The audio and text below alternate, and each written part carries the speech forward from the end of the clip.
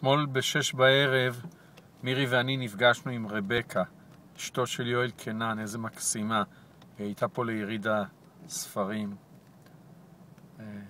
היה מאוד מרגש. נזכרתי בכל הרגעים היפים.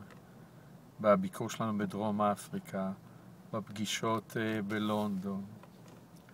בכלל, היה נעים. והיום יום שני, ובדרך כלל אני לא מתעד את הימים הפחות טובים. אפשר לדעת אם הם עם סיבה או בלי סיבה, כשהאדם אוזל פתאום, והבלבול, פחד משתתף, וזהו, היום בטח יהיה יום טוב.